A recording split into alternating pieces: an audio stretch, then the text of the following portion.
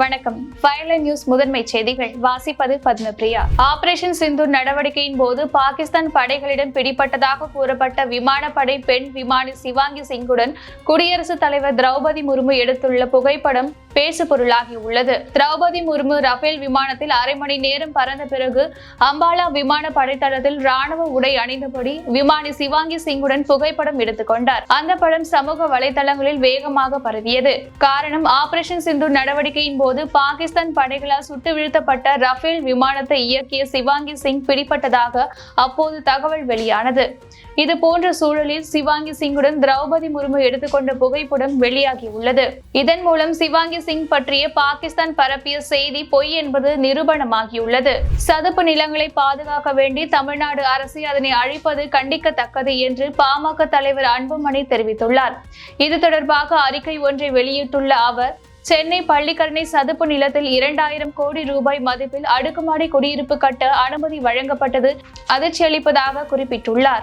இதற்கு எதிர்ப்பு கிளப்பியதை அடுத்து அதற்கு பதிலளிக்கும் வகையில் அரசு அளித்துள்ள விளக்கம் இதன் பின்னணியில் திட்டமிட்ட சதி நடைபெற்றிருப்பதை உறுதி செய்திருப்பதாக அவர் கூறியுள்ளார். அடுக்குமாடி குடியிருப்புகளை கட்ட வழங்கப்பட்ட அனுமதியை ரத்து செய்ய வேண்டும் என்று அன்புமணி வலியுறுத்தியுள்ளார். திமுக அரசின் தீராத பேராசை இளைஞர்களின் கனவுகளையும் ஆசைகளையும் நசுக்கிவிட்டதாக மாநில பாரதிய ஜனதா முன்னாள் தலைவர் அண்ணாமலை குற்றச்சாட்டியுள்ளார். இது தொடர்பாக எக்ஸ் தளத்தில் பதிவிட்டுள்ள அவர், முதலமைச்சர் ஸ்டாலின் தலைமையிலான கூட்டணி அரசு ஒன்றன் பின் ஒன்றாக ஊழலுக்கு உடந்தையாக இருந்து வருவதாக சாடியுள்ளார்.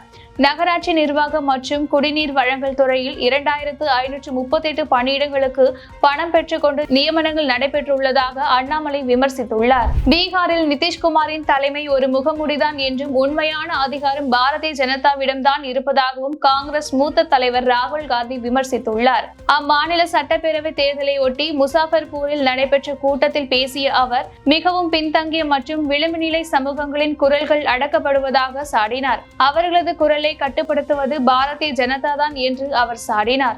ஆளுங்கட்சிக்கு சமூக சமத்துவத்தில் எந்த அக்கறையும் இல்லை என்றும் சமூக நீதிக்கும் அவர்களுக்கும் எவ்வித சம்பந்தமும் கிடையாது எனவும் ராகுல் காந்தி தெரிவித்தார். பலுசிஸ்தான் குறித்து பேசியதற்காக பிரபல ஹிந்தி நடிகர் சல்மான் கானை பாகிஸ்தான் பயங்கரவாதிகள் பட்டியலில் சேர்த்ததாக வெளியான தகவலை அந்நாட்டு அரசு மறுத்துள்ளது. சவுதி அரேபியாவில் நிகழ்ச்சி ஒன்றில் பேசிய சல்மான் கான் பலுசிஸ்தானை ஒரு நாடு என்கிற ரீதியில் குறிப்பிட்டதாக கூறப்பட்டது. இதனால் அதிருப்தி அடைந்த பாகிஸ்தான் அரசு சல்மான் கானை பயங்கரவாதிகள் பட்டியலில் சேர்த்ததாக தகவல் வெளியானது.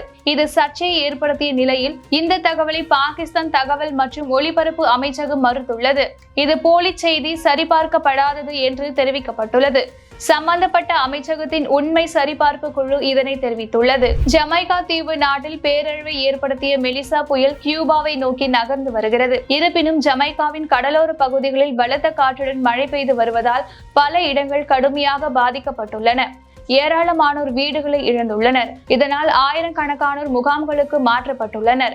அதிகபட்சமாக 76 சென்டிமீட்டர் வரை மழை பொழிவு இருக்கும் என கணிக்கப்பட்டுள்ளதால் அதிக இடங்களில் வெள்ளப்பெருக்கு ஏற்பட வாய்ப்பு இருப்பதாக வானிலை ஆய்வாளர்கள் தெரிவித்துள்ளனர். இதனிடையே இயற்கை சீற்றத்தால் பாதிக்கப்பட்டுள்ள ஜமைக்காவுக்கு உதவிட தயாராக இருப்பதாக அமெரிக்க அதிபர் டொனால்டு டிரம்ப் தெரிவித்துள்ளார். மெலிசா புயல் கியூபாவை நோக்கி நகர்ந்து வருவதால் அந்நாட்டில் 7.5 லட்சம் பேர் பாதுகாப்பான இடங்களுக்கு வெளியேற்றப்பட்டுள்ளதாக அதிபர் மிகுவல் பெர்முடஸ் தெரிவித்துள்ளார். இது தொடர்பாக எக்ஸ் தளத்தில் பதிவிட்டுள்ள அவர், கியூபா முழுவதற்கும் வரும் நாட்கள் கடினமானதாக இருக்கும் என்று குறிப்பிட்டுள்ளார். இருப்பினும் மறைந்த தலைவர்களான பிடல் காஸ்ட்ரோ, அவரது சகோதரர் ராவுல் ஆகியோர் விதைத்த வெற்றியின் மீதான நம்பிக்கையுடன் இதிலிருந்து மீள்வோம் என்றும் அதிபர் மிகுவல் தெரிவித்துள்ளார். அமெரிக்க அதிபர் டொனால்டு டிரம்புக்கு அமைதிக்கான நோபல் பரிசு வழங்க பரிந்துரைக்கும் நாடுகளின் பட்டியலில் ஜப்பானும் இணைந்துள்ளது. ஜப்பான் சென்றிருந்த அதிபர் டிரம்ப் அந்நாட்டின் முதல் பெண் பிரதமரான சனே தகாய்ச்சியை சந்தித்து பேசினார்.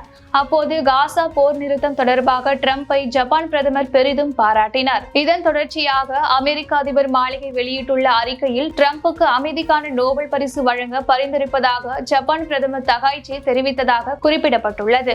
ஐசிசியின் ஒருநாள் பேட்ஸ்மேன்களுக்கான தரவரிசை பட்டியலில் ரோஹித் சர்மா 2 இடங்கள் முன்னேறி முதலிடத்தை பிடித்துள்ளார். அதில் முதலிடத்தில் இருந்த சுப்மன் கில்லை பின்னுக்கு தள்ளி 781 புள்ளிகளுடன் முதலிடத்தை ரோஹித் பிடித்துள்ளார். ஆஸ்திரேலிய தொடரில் பெரிய அளவில் தாக்கத்தை ஏற்படுத்தாத சுப்மன் கில் 2 இடங்கள் பின்தங்கி 3வது இடத்திற்கு தள்ளப்பட்டுள்ளார். விராட் கோலி ஒரு இடம் பின்தங்கி 6வது இடத்தில் உள்ளார். ஆஸ்திரேலிய தொடரில் ஒரு அரை சதம் கண்ட ஸ்ரேயாஸ் 9வது இடத்தில் இருக்கிறார். இத்துடன் இந்த செய்திகள் நிறைவடைகின்றன. மீண்டும் செய்திகள் மாலை 6 மணிக்கு. வணக்கம்.